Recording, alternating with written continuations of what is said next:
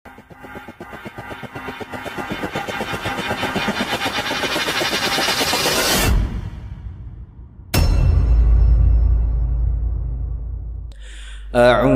billahi minasy syaithanir rajim.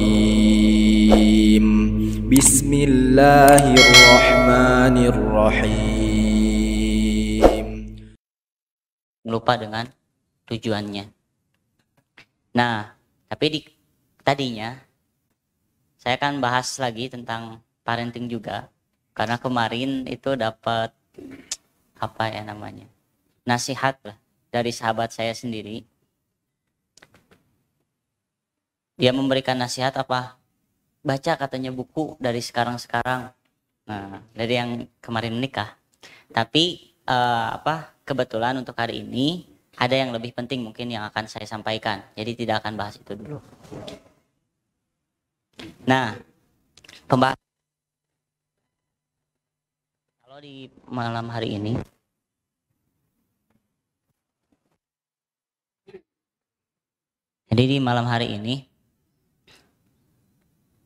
saya akan bahas mengenai salah satu senjata Muslim, salah satu senjata yang bisa membuat hati kita tenang. Setiap orang pasti mempunyai pengalamannya masing-masing.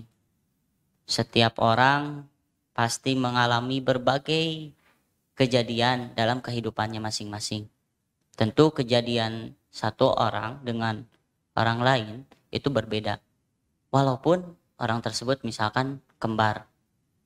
Walaupun orang tersebut hidup satu tempat gitu ya.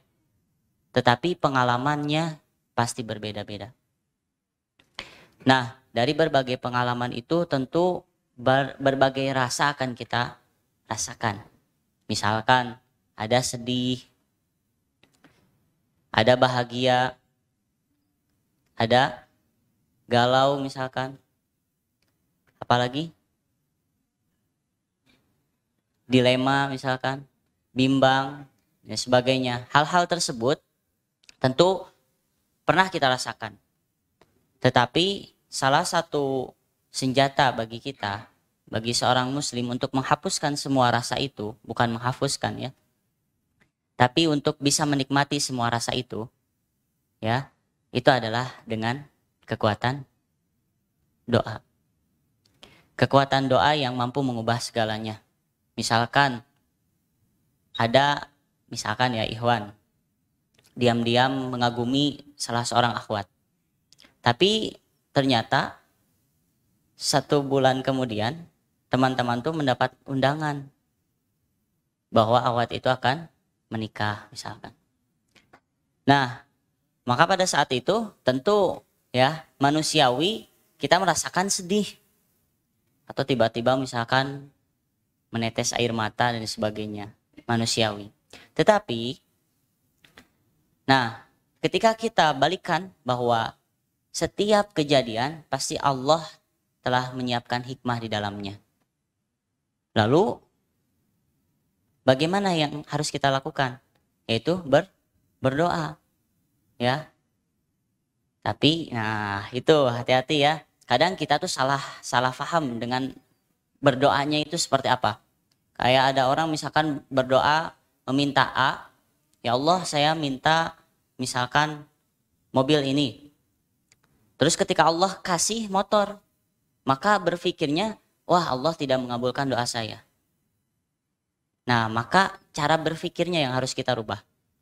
Jadi jangan sampai teman-teman setelah kultum ini terus dapat kabar misalkan ikhwan nih, akhwatnya mau nikah, yang dia kaguminya mau nikah, terus didoakan lah doanya, ya Allah mudah-mudahan gak jadi sama dia gitu kan. Enggak, bukan seperti itu doanya, tapi doakan yang terbaik untuk dia ya, karena pasti Allah akan, kalau doa itu sifatnya kayak bumerang ya, ketika kita mendoakan kebaikan kepada orang lain maka serentak kebaikan itu akan menimpa kepada diri kita. Jadi kalau misalkan ada yang tadi contohnya, kita doakan kebaikan untuk orang tersebut. Karena kekuatan doa itu luar biasa. Pernah, kalau gak salah pernah saya ceritakan, kalau masih ingat teman-teman, Ada seorang ikhwan yang mau nikah dengan salah seorang akhwat. Kemudian ada salah seorang ikhwan yang mengagumi akhwat tersebut. Tapi ya, karena sudah mau nikah, akhirnya si ikhwan yang tadi itu berdoa siang malam, ya, menguatkan doanya, hingga apa yang terjadi? Yang berdoa tadi nggak jadi nikah, dan nikahnya dengan orang yang berdoa tadi. Ini nyata, ya. Jadi kekuatan doa itu luar biasa. Tapi jangan, makanya pak kuat-kuat doa gitu. Nah, tapi gini, mungkin teman-teman juga pernah dengar kisah bagaimana seorang ibu yang sudah tua meminta kepada Nabi Musa untuk mempunyai anak, untuk supaya didoakan, dimintakan kepada Robnya agar dia bisa mempunyai anak. Tapi apa kata Nabi Musa? Setelah Nabi Musa berdoa kepada Allah, keluar jawaban dari Allah bahwa ibu tersebut sudah tua, tidak akan mempunyai anak. Disampaikanlah kepada ibu tersebut. Tetapi apa yang dilakukan oleh ibu tersebut?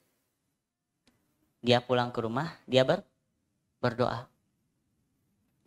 Dan salah satu dari sifat atau cara kita berdoa harus mengedepankan apa? Husnudzon. Jangan sampai kita berpikiran bahwa doa yang kita sampaikan itu tidak dikabulkan oleh Allah Subhanahu wa taala. Nah, ibu tersebut pun tiba-tiba kan Allah kabulkan, padahal tadinya tidak akan mempunyai anak. Berarti kekuatan doa itu luar biasa. Nah, sesuai dengan janji Allah Subhanahu wa taala di dalam Quran surat Ghafir, apa? Ud'uni astajib lakum. Berdoalah kalian, mintalah kepadaku, kata Allah. Astajib lakum, maka akan Allah kabulkan, ya. Nah, di dalam Al-Qur'an banyak sekali berbagai doa yang Allah Subhanahu wa taala jadikan sebagai pelajaran untuk kita. Ada doanya Nabi Yunus misalkan, ya, di dalam Quran surat apa? Yang la ilaha illa anta subhanak inni kuntu minadz zalimin. Ada yang tahu? Al-Anbiya. Di surat Al-Anbiya misalkan. Terus doa Nabi Ibrahim banyak, ya. Ada di surat Al-Baqarah dan sebagainya. Nah, berbagai doa Allah ajarkan caranya bagaimana. Tinggal kitanya, ya. Kita itu jangan menjadi orang yang sombong, merasa tidak perlu berdoa. Kenapa saya ingin sampaikan pembahasan tentang doa? Karena kan nanti teman-teman nih, beberapa minggu lagi mungkin ada jadwal pulang kan. Nah, ini pembahasan intinya. Ketika teman-teman ada jadwal pulang, kenapa perlu berdoa?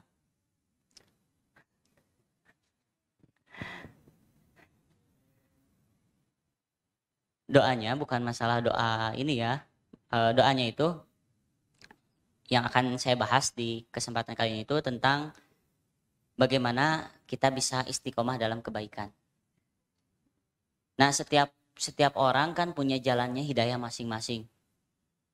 Setiap orang ada yang misalkan pernah ada kisah seorang laki-laki yang dia itu kehidupannya itu selalu kumpul-kumpul gak jelas gitu, ya. Kadang ke klub-klub malam dan sebagainya. Satu waktu ketika dia nongkrong-nongkrong dengan teman-temannya, dia mau ke WC. Tapi tiba-tiba WC-nya penuh, ngantri lah. Akhirnya dia memutuskan untuk cari tempat. Dia tuh ke WC masjid. Nah, di sana sedang ada kajian. Dia masuklah ke WC masjid itu, nongkrong lah. Nongkrong di WC gitu, ya. Nongkrong di WC. Tapi kedengeran seorang ustadz sedang menerangkan. Tiba-tiba ketika dia nongkrong di WC sekitar 15 menitan, kedengaran lah. Tiba-tiba ada kata-kata yang menyentuhnya. Ada ayat-ayat Al-Quran yang menyentuhnya. Di sana merenunglah dia, ya. Setelah merenung, keluar dari WC, dia duduklah di pojokan masjid mendengarkan taklim itu. Itu orang Makassar, ya.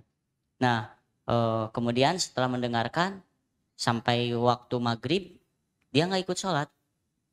Kenapa? Karena ternyata dia itu terakhir sholat itu kelas 5 SD dan dia telah mahasiswa.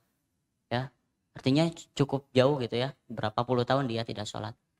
Nah, kemudian akhirnya setiap hari Rabu dia terus ikut taklim. Ikut taklim. Karena itulah jalan hidayah dia. Ketika Allah berikan hidayah kepada seseorang, bagaimanapun caranya. Mungkin teman-teman pernah ngerasain nggak? Ketika scroll Instagram misalkan, tiba-tiba ada kata-kata yang menyentuh teman-teman. Kok bisa pas dengan realita kehidupan kita misalkan dan sebagainya. Itu adalah cara Allah memberikan hidayahnya kepada kita. Nah, begitu pula kita. Ketika kita sudah ada di tempat ini, maka mintalah kepada Allah supaya diistiqomahkan dalam hidayah ini. Kenapa? Gak pernah ada yang tahu apa yang akan terjadi ke depannya. Bukankah banyak orang yang di awal kehidupannya baik, tapi di akhir kehidupannya malah meninggal dalam keadaan kafir. Ada juga salah satu kisah seorang alim yang Allah berikan ujian. Ujiannya apa? Ketika dia berdoa kepada Allah supaya mempunyai anak. Dikabulkanlah oleh Allah Subhanahu wa taala, dia mempunyai anak, tapi keadaan anak tersebut apa? Buta, tidak bisa melihat. Maka dia bersabar.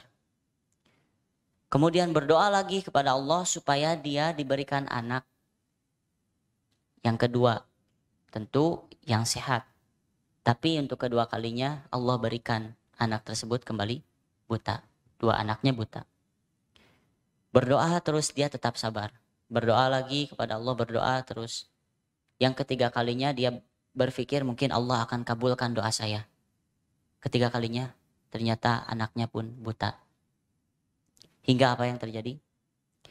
Seorang alim tersebut malah tidak mau sholat, tidak lagi mau berdoa kepada Allah, hingga akhir kehidupannya dalam keadaan kafir. Na'udzubillahi min dzalik. Kita nggak pernah tahu apa yang terjadi. Makanya Ana sampaikan ke teman-teman, mungkin di sini kita bisa sama-sama saling mengingatkan. Ketika teman kita melakukan kesalahan, melakukan kemaksiatan, kita bisa saling mengingatkan. Tapi ketika kita di rumah, ketika dalam keadaan sendiri, kita nggak pernah tahu apakah kita kuat menghadapi berbagai godaan dari setan. Setan kan sudah berpengalaman ya. Setan ibadahnya aja luar biasa, tapi hanya satu kesalahan, karena sombong pada saat itu, dia dijerumuskan ke dalam neraka. Nah, di dalam Quran surat apa? Ada yang tahu? Yang supaya kita itu tidak dicondongkan pada kemusyrikan setelah kita mendapatkan hidayah. Apa? Ada yang tahu doanya? Di dalam Quran surat Ali Imran. Di 2 ayat terakhir di halaman pertama. Apa pun? Rabbana la tuzigh qulubana ba'da idh hadaitana. Insyaallah ya. Nah, salah satu doa itu yang harus kita senantiasa ucapkan kepada Allah Subhanahu wa taala, karena kita tidak pernah tahu akhir kehidupan kita seperti apa. Tak cukup ketika awal dan pertengahan saja, tapi yang paling menentukan adalah akhir dari kisah kita. Kalau misalkan orang mendapat kisah awalnya baik, pertengahannya baik, tapi di akhirnya malah kurang baik, sehingga terjerumus pada ketidakbaikan, semua kebaikan itu bisa sirna. Tapi ketika kita mungkin awalnya kurang baik, pertengahannya kurang baik, tapi di akhir hayatnya kita bertobat, maka Allah Maha Penerima taubat. Gitu ya. Nah, itu saja mungkin yang ingin saya sampaikan. Sekali lagi mohon maaf atas penyampaian yang kurang baik. Mudah-mudahan Allah memberikan pemahaman. Mudah-mudahan Allah memberikan pemahaman kepada teman-teman. Akhirul kalam, Rabbana atina fid dunya hasanah wa fil akhirati hasanah wa qina adzabannar. Wassalamualaikum warahmatullahi wabarakatuh.